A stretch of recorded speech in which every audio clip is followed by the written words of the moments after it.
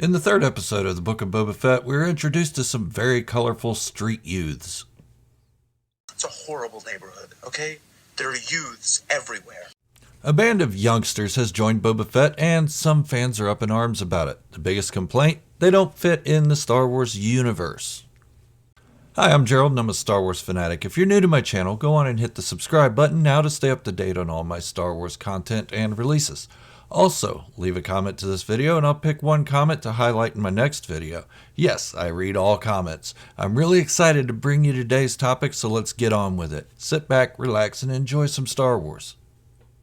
The galaxy in which Star Wars resides is huge, roughly the size of our own Milky Way galaxy and roughly the same spiral shape. With a galaxy this big, it'll be hard to see every civilization contained in it.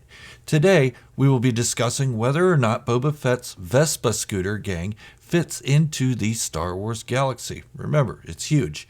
The colorful scooters used by the cybernetically enhanced street gang has caught the attention of nearly anyone who has watched the Boba Fett Episode 3. It's no doubt that it took a minute for my own eyes even to adjust, probably at 3 viewings of the episode. And I'll admit, at first I wanted to shun the decision makers for bringing this apparent eyesore into a Boba Fett story, a story that was meant to be gritty and raw. At least that was my first notion of it when it was announced way back last year. Now, I have some other ideas of what the show is. A lot of my own viewers have commented the same things. Some it took a minute to get over, and others will never get over it. They're too brightly colored, and that's their right. But that's just to show you that I do read all comments, so I see what is being said about these neon-colored Star Wars editions. But let's look at the characters to see if it's the scooters that don't seem to fit, or if it's just their modes of transportation. Okay, we have 4 youths in the Vespa Club. With them comes their colorful scooters, red, green, yellow, and blue. I don't know of how much significance these colors have to actual Boba Fett, but what are his colors? Red, green, yellow, and black. How out of place would a black scooter have been in the middle of the others? Again, I'm not saying their colors are of any significance to Boba Fett, but of those colors, there are the 3 primary colors and 1 secondary color. The primaries being red, blue, and yellow. But it's interesting that they have chosen green for the secondary color, not purple, which is even more off-putting than green, at least in the Star Wars universe. And yes, I'm looking at your purple lightsaber, Mace Windu. Ouch, that's a mean look. But, speaking of lightsabers, aren't the scooters also the primary lightsaber colors? Red, yellow, blue, green. Do lightsabers' bright neon colors look out of place in the Star Wars universe? But let's circle back to this in just a bit. Take out the bikes being the same colors as most lightsabers. Is there anything else these bikes and their riders would fit in the Star Wars universe? What about Coruscant? And I'm not talking about the upper levels that we're shown in the films. I'm talking about the lower levels that struggle, the working class or the growing lower class. We have seen many instances of this world in the Clone Wars animated series. The 7th season was the latest example. I don't know about you, but I could see these kids hanging out with the Martez sisters, and their scooters would blend in perfectly with that world, both in look and functionality. So is it just a stupid design choice that harkens back to a Who music video? Surely the creators wouldn't have just said, hey, let's put the crazy scooters from the Who video in the Book of Boba Fett for no reason. No, there would also have to be a connectivity to the Star Wars universe, or these guys really have some explaining to do. So what do we know about the kids riding the scooters? They're a street club that harasses local merchants for their overpriced goods. What about before that? Where are they from? Couldn't they be from Corellia? Maybe, but couldn't it be possible that after the fall of the Empire, things got really bad on Coruscant and work became even more scarce? Couldn't they have left their world for Tatooine in search of under-the-table jobs, far away from the newly formed New Republic? Wait, someone in Star Wars leaving their planet? That never happens. It does, but some are going to say this is a weak argument for a stupid design choice. But I'm not finished yet. It's not as stupid as it would seem. Everything in Star Wars seems to be connected. What if we haven't left Tatooine, but instead the other planets have come there to represent? How many Star Wars projects have we had that we've stayed on one world?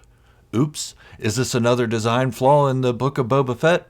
No, it's intentional. What are Pikes doing on Tatooine? Why did the Hutts come from Nal Hutta to make trouble? Why is there a Wookiee there? Okay, wouldn't it then stand to be plausible that the Street Scooter Vespa Club could be from another world as well? I said I would circle back to the lightsaber colors of their bikes. Okay, what if they aren't only just from Coruscant, but were Force sensitives? Infant Force sensitives that were moved to the Coruscant lower levels after Order 66. Could be some years after, could be right after. Infants whose Force sensitivity was so light that they were not yet recognized by the Imperial overlords. And since we have yet to see a Jedi in the Book of Boba Fett, and we may not see one either. Yeah, sorry, Luke shouldn't be in this series. That's my own feelings, though. What if these youths are now the Jedi representation for this planet in this new era? An era where they wouldn't have to hide who they are when they start discovering their powers. What if their scooters are representations of who they would have become under a flourishing Jedi presence on Coruscant, or who they could become later on in maybe another series? And what if Luke Skywalker does show up, and these out-of-place kids are recognized and later become some of the first students of the new Jedi Order under Luke Skywalker? Lastly, what if this show is setting up hints to a Luke Skywalker Academy series of its own by hinting to it through the colors of the scooters? Nah, the naysayers are probably right. It's just a stupid design choice meant to piss off Star Wars fans. But let's entertain the notion that this is the case, that these are meant to be foreshadowing a new Jedi team. It looks like one will turn to the dark side of these scooter people. Mr. Wonky Eye himself, Scad. If you don't get the reference, he's the one that Boba Fett sent to monitor the Pikes at the spaceport at the end of Chapter 3. To me, it seems too out of place for these scooters, almost like it was intentional to make us scratch our heads. And when something this blatant has me wondering, I think about what else it could mean. It could mean nothing at all. But for me, in my own headcanon, this works for me. The red scooter of Scad, dark side. Everybody else, light side. The Darth Jar Jar theory was never confirmed, but how many people hold on to that being an actual thing? So even if this theory of mine never comes to fruition and we don't get any other explanation, this is my own truth. You can choose to believe it if you want, or you can be bitter about the design choice and live in an unhappy bubble. But how interesting would it be for Boba Fett to have some moderately Force-sensitive youths as part of his army to participate in the big battle coming up? Sure, their ages would have to be older than they seem, but we know different races in Star Wars age differently, and who says they were moved to the lower levels of Coruscant during Order 66 or directly after? They could have been in hiding well after Order 66. Like I said, it's just a theory. You can choose to like it or throw me hate if you want. But I'd encourage you to leave a comment as to which side you fall on, or if you have your own theory. Also give the video a big fat thumbs up to help show your love for what I do here. And if you're new to my channel or just haven't made the commitment yet, hit the subscribe button to stay up to date on all my Star Wars related releases. This is Gerald from Star Wars FANATIC signing off, wishing you all good health and fortune. Thank you for watching, and remember, this is the way, the only way.